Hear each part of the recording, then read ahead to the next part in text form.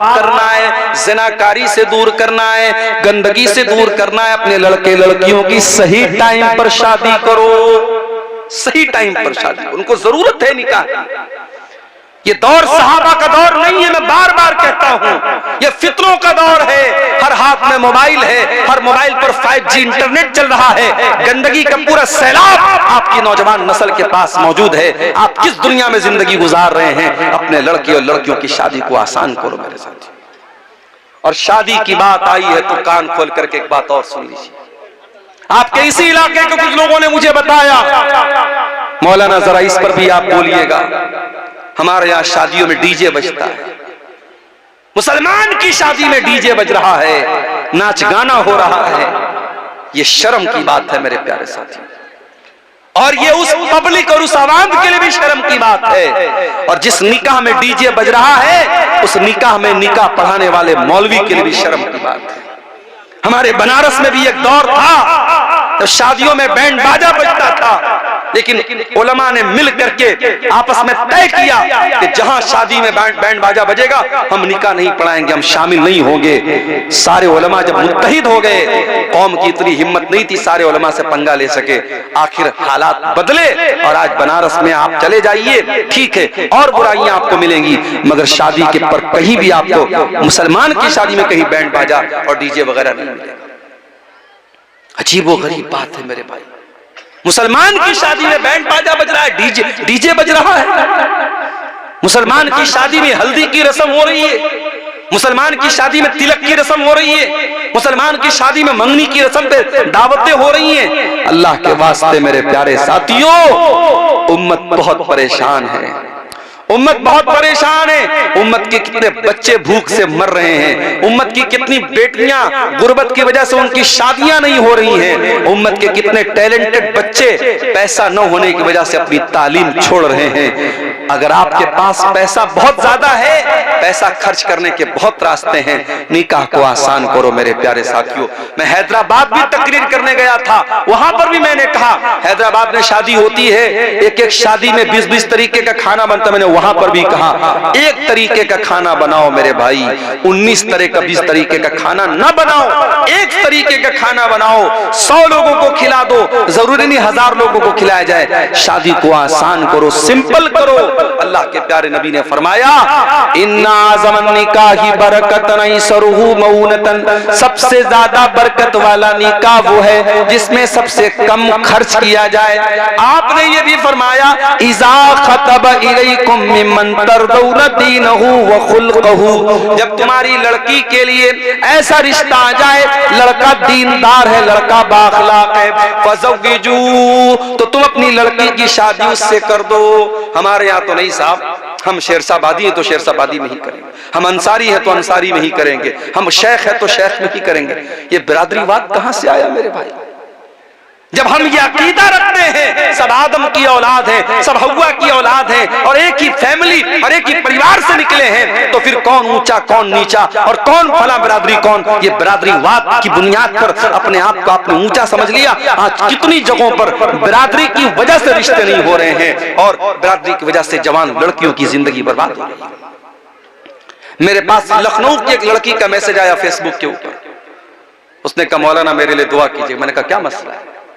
उसने कहा मैं कुरैशी बिरादरी से ताल्लुक रखती हूं। कुरैशी बिरादरी आप जानते होंगे, जो गोश्त का काम करते हैं, जिनको हमारे यहाँ कसाई बोलते हैं, वो आमतौर से वो अपना सरनेम कुरैशी रखते हैं, कुरैशी बिरादरी को होते हैं। उसने कहा मौलाना मैं कुरैशी बिरादरी से ताल्लुक रखती हूं, मैं अहले हदीस हो चुकी हूं, मेरा भाई भी अहले हदीस हो चुका है, हम कुरान और हदीस को फॉलो करते हैं, हमारा बाप बिदती है, माँ बिदती है, खानदान बिदती है, कब्रों पर सजदा करने वाले लोग हैं। मैं चाहती हूं मेरी शादी ऐसे घर में हो जहां कुरान और हदीस पर अमल होता हो, शिर्क न होता हो, बिदत न होती हो। लेकिन मेरे बाप का कहना है कि मैं कुरैशी ही बिरादरी में करूंगा, और मुझे पूरे लखनऊ के अंदर कोई कुरैशी बिरादरी का ऐसा इंसान नजर नहीं आता, कोई ऐसा रिश्ता नहीं मिलता जहां कुरान और हदीस वाले लोग हों। वो लड़की बेचारी अपना दर्द पेश कर रही थी और मेरे पास उसको सिवाय तसल्ली देने के मेरे पास कोई अल्फाज नहीं थे। ये हालात हमारी कौम के हैं। कितनी बिरादरियां हैं जिसमें हमारे अहले हदीस भाई और बहन कम हैं, और उनके लिए रिश्ते की बात आती है तो खानदान और बिरादरी का दबाव होता है कि आपको बिरादरी के अंदर ही करना है। ये बिरादरीवाद कहां से आया मेरे प्यारे साथियों? हमें और आपको इसकी जड़ों को भी तोड़ने की जरूरत है। जब हम ये अकीदा रखते हैं, या अय्युहन्नास इन्ना खलकनाकुम मिन ज़करिन व उन्सा व जअलनाकुम शुऊबन व क़बाइल लितारफू, ऐ लोगो तुम एक माता पिता की औलाद हो, एक माँ बाप की औलाद हो, आदम और हव्वा की औलाद हो। व जअलनाकुम शुऊबन व क़बाइल, तुम्हारी बिरादरियां अलग अलग हैं, तुम्हारे कबीले अलग अलग हैं। ये इसलिए नहीं है ताकि तुम एक दूसरे के ऊपर फख्र करो। लितारफू, ये तो जान पहचान के लिए ये सरनेम बनाए गए, ये बिरादरियां बनाई गई, ये बस जान पहचान के लिए बनाई गई। इनकी बुनियाद पर कोई किसी के ऊपर फख्र नहीं कर सकता है। शादी ब्याह में आज बिरादरीवाद ने भी मेरे प्यारे साथियों बहुत नुकसान किया है सुन्नत का। निकाह को आसान करो और अपने निकाह से ये डीजे की रस्म को निकाल के बाहर फेंको। अपने गांव में बैठ के तय कर लो, जो गांव के मुखिया हैं, जो गांव के सरदार हैं, जो गांव के जिम्मेदार लोग आपस में बैठ के तय कर रहे हैं, जिसकी शादी में डीजे बजेगा हम सब नहीं जाएंगे उसकी शादी। उलमा तय कर लें हम निकाह पढ़ाने नहीं जाएंगे इंशाअल्लाह। देखो 1 साल ऐसा करके देखो, इंशाअल्लाह ये बुराई आपके इलाके से खत्म हो जाएगी। अपने बच्चों की सही टाइम पे शादी करो मेरे साथियों। अल्लाह के नबी नौजवानों को खिताब करके फरमाते हैं, या माशर शबाब मन इस्तता मिनकुमुल बात फल्यतज़व्वज, ऐ नौजवानों जब तुम शादी के काबिल हो जाओ तो तुम निकाह कर लो। फ़इन्नहु अग़ज़्ज़ु लिलबसर, निकाह करने से तुम्हारी आंखें झुक जाएंगी, व अहसनु लिलफर्ज, और तुम्हारी शर्मगाह की हिफाजत हो जाएगी। इंसान अपनी आंखों को अगर बचाना चाहता है बदनजरी से और अपनी शर्मगाह को बचाना चाहता है जिना से, अल्लाह के नबी तरीका क्या बता रहे हैं? रोजा रख करके जिना से नहीं बच जाएगा। नबी ने फरमाया तकरीरें सुन करके जिना से नहीं बच जाएगा। नबी ने क्या फरमाया? निकाह कर लो, अगर निकाह की ताकत है निकाह कर लो। निकाह करने से वो इंसान जिनाकारी से बच जाएगा मेरे प्यारे साथी। तो इस्लाम वो दीन है मेरे प्यारे साथी जो हमें निकाह करने पर उभारता है। क्यों? क्योंकि औरत की हमें जरूरत है। औरत की मोहब्बत अल्लाह ताला ने नेचुरल हमारे दिल में डाली है। वल बनीन, औलाद की मोहब्बत, बेटे की मोहब्बत भी तुम्हारे दिलों में डाली गई है।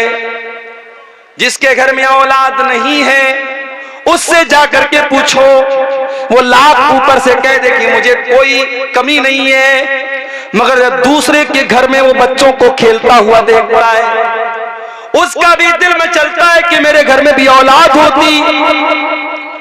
औलाद की मोहब्बत और औलाद में बेटे की मोहब्बत अल्लाह ताला ने दिल में डाली है। किसी को सिर्फ बेटियां ही बेटियां हैं, उससे पूछो भाई तुमको बेटा चाहिए कि नहीं चाहिए? अगर भाई आज का जमाना तो ऐसा है कि ऑपरेशन हो जाता है, एक ऑपरेशन हुआ, 2 ऑपरेशन हुआ, उसके बाद तो डॉक्टर लोग बोलते भाई अब तो ऑपरेशन नहीं हो सकता, 2-3 ऑपरेशन के बाद तो मामला खत्म हो जाता है। अब जिसको सिर्फ बेटियां हैं उससे पूछो भाई तुम्हें बेटा चाहिए, तो वो ऊपर से तो कहेगा नहीं यार लड़कियां आज के दौर में काफी हैं, ये है वो है, मगर दिल में कहीं ना कहीं बेटे की कमी का एहसास होता है। मैं ये नहीं कह रहा हूं कि बेटियां नऊजुबिल्लाह बेटियों का दर्जा बेटों से कम है, मैं एक नेचुरल बात बता रहा हूं कि बेटे की मोहब्बत अल्लाह कुरान में कह रहा है कि बेटे की मोहब्बत तुम्हारे दिल में डाली। बेटे की जरूरत पड़ती है इंसान। वल क़नातीरिल मुक़न्तरति मिनज़्ज़हबी वल फ़िद्दती, और सोने चांदी के खजानों की मोहब्बत, मालो दौलत की मोहब्बत भी तुम्हारे दिल में डाली गई है। जितनी भी दौलत तुमको मिल जाए लेकिन तुम्हारा पेट भरने वाला नहीं है। कल तक जो 10,000 रुपया महीना कमा रहा था, बड़ी मुश्किल से घर चला रहा था, दुआ कर रहा था अल्लाह मेरी आमदनी बढ़ा दे, अल्लाह ने 10,000 से 50,000 कर दिया। अब 50,000 पे तो उसका पेट भर जाना चाहिए, मगर 50,000 पर भी पेट नहीं भरेगा। 1 लाख हो गई, अब तो पेट भर जाना चाहिए, 1 लाख से भी पेट न भरा। अल्लाह के नबी फरमाते हैं लौ कान लिब्ने आदम वादियान मिन ज़हब, अगर आदम के बेटे के पास सोने की 2 वादियां आ जाए, लबतगा सालिसन, तो वो तीसरे की तमन्ना करेगा, उसे तीसरी भी चाहिए। दो वादी मिल गई, सोने के दो पहाड़ मिल गए, उससे पेट नहीं भरेगा, उसे तीसरी भी वादी चाहिए, तीसरा भी पहाड़ चाहिए। और आगे अल्लाह के नबी फरमाते हैं वला यमलउ जौफ इब्न आदम इल्ला तुराब, इंसान के पेट को अगर कोई चीज भर सकती है तो कब्र की मिट्टी भर सकती है। जब कब्र में जाएगा वही जाकर के पेट भरेगा, दुनिया में कभी पेट नहीं भर सकता। अल्लाह कह रहा है कि ऐ इंसान, तेरे दिल में माल की मोहब्बत, सोने की मोहब्बत, चांदी की मोहब्बत तेरे दिल में डाल दी गई। वल खैलिल मुसव्वमती, और इंसान के दिल में घोड़ों की मोहब्बत डाल दी गई है, घोड़े की मोहब्बत उसके दिल में डाल दी गई है। कैसे घोड़े? जो निशान लगे हुए घोड़े। अरब में एक घोड़ा होता था जिस पर निशान लगा होता था, वो बड़ा बेहतरीन घोड़ा होता था। उस जमाने की सवारी घोड़ा थी, आज के जमाने की सवारी कार है। अभी हैदराबाद में मेरा एक सफर था, एक मस्जिद में मेरा प्रोग्राम था।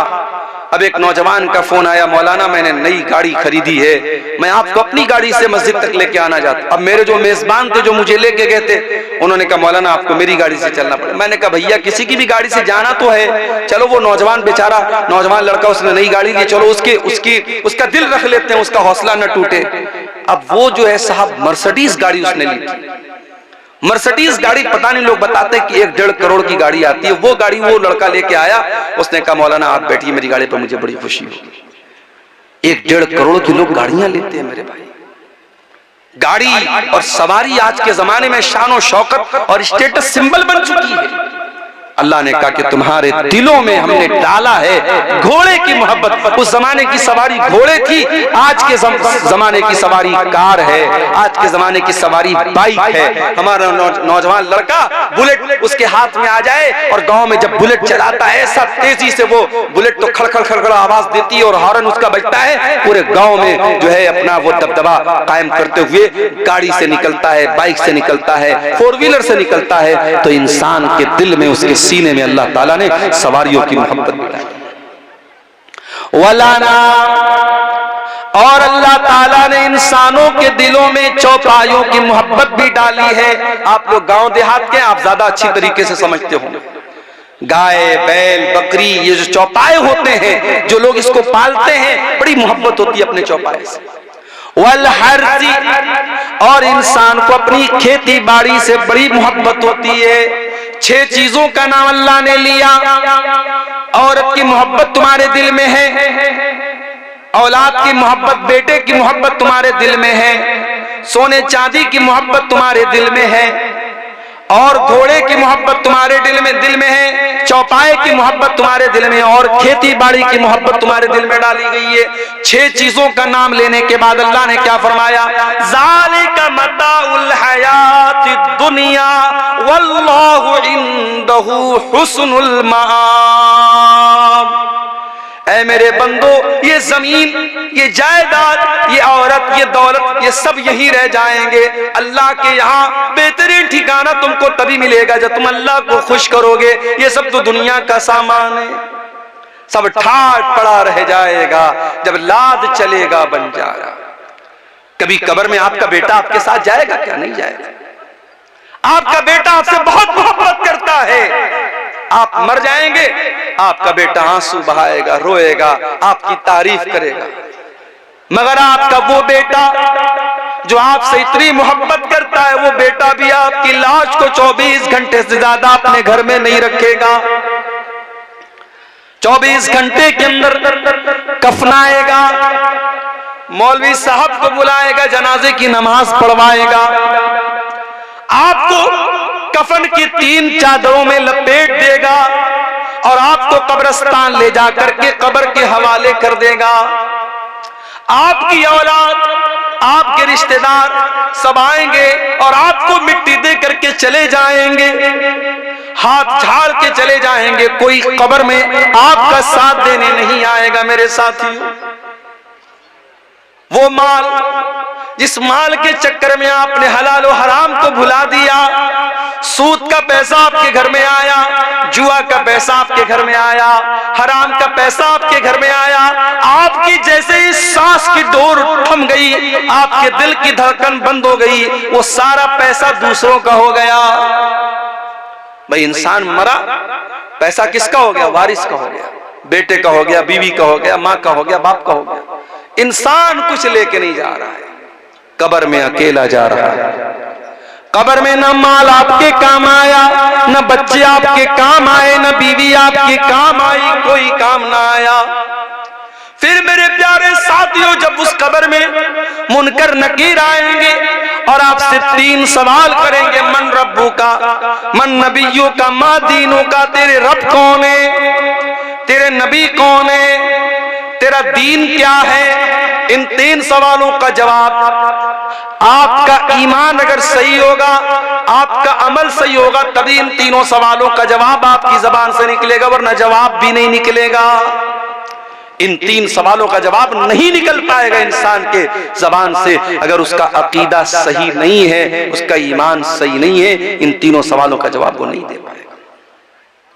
उसके बाद अल्लाह के नबी फरमाते, कब्र दबोचेगी, कब्र तंग हो जाएगी। हाय हाय, अब्दुल गफ्फार साहब आप बहुत तकरीरें किया करते थे, बहुत आपने कुरान की आयतें पढ़ पढ़ के सुनाई है, आपकी कब्र में आपका क्या अंजाम होगा। अरे मेरी क्या हैसियत है। यहां नबी के सहाबी का मैं आपको वाकया सुना रहा हूं, नाम नोट कर लो मेरे नौजवानों। अगर फेसबुक पर कभी फालतू चीजें देखने से टाइम मिल जाए तो कभी यूट्यूब पर जा करके इस सहाबी के बारे में भी सर्च कर लेना, ये सहाबी कौन थे। साद बिन मुआज रजी अल्लाह ताला,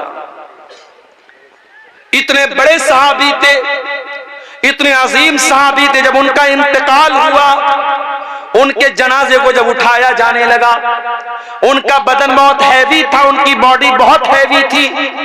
जब जनाजे को उठाया जाने लगा, जनाजा बड़ा हल्का था। साहबा ने कहा, अल्लाह के नबी, इनका जनाजा तो भारी होना चाहिए, इनका जनाजा इतना हल्का क्यों है। आपने फरमाया, इन्ना लहू हमलतन गैरुकुम, ऐ मेरे सहाबा, साद इब्ने मुआज के जनाजे को तुमने अकेले नहीं उठाया है, फरिश्तों ने भी उठाया है। इनके जनाजे में 70,000 फरिश्ते आए थे। 70,000, मैं सही हदीस सुना रहा हूं अल्हम्दुलिल्लाह। ऐसा नहीं कि मैं सीमांचल में बैठा हूं तो कुछ भी बयान करके चला, सही हदीस आपके सामने पढ़ के सुना रहा हूं।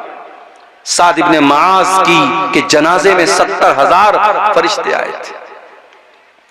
इनका इंतकाल हुआ तो अल्लाह के नबी ने फरमाया, हाज़ल्लज़ी तहर्रक लहुल अर्श, इनके इंतकाल पर अल्लाह ताला का अर्श हिल गया। फुतिहत लहू अब्वाबुस समा, इनके मरने पर आसमान के सारे दरवाजे खोल दिए गए, आसमान वाले खुश हो गए। बहुत नेक इंसान की रूह आ रही है, बहुत नेक इंसान मरने के बाद आ रहा है। और 70,000 लोग इनके जनाजे में शामिल, 70,000 फरिश्ते इनके जनाजे में शामिल हुए थे। इतने बड़े सहाबी हैं हजरत साद बिन मुआज रजी अल्लाह ताला। अब जरा गौर से सुनना जो बात मैं बताने जा रहा हूं। साद इब्ने मुआज का इंतकाल हो गया, जनाजे को कब्र में उतारा जा रहा है। अल्लाह के प्यारे नबी वहीं कब्र पर खड़े। अचानक जब इनको कब्र में उतारा गया, अल्लाह के नबी का चेहरा बदल गया। आपके चेहरे पर खौफ के असरात आ गए, डर और भय आपके चेहरे पर नजर आने लगा। आपने 3 मरतबा का सुभान अल्लाह सुभान अल्लाह सुभान अल्लाह, फिर 3 मरतबा आपने कहा अल्लाहु अकबर अल्लाहु अकबर अल्लाहु अकबर। आपको सुन करके सहाबा ने भी बुलंद आवाज से अल्लाहु अकबर कहा, बुलंद आवाज से सुभान अल्लाह कहा। पूरा कब्रिस्तान गूंज उठा नबी और सहाबा की तकबीर के कलमा से।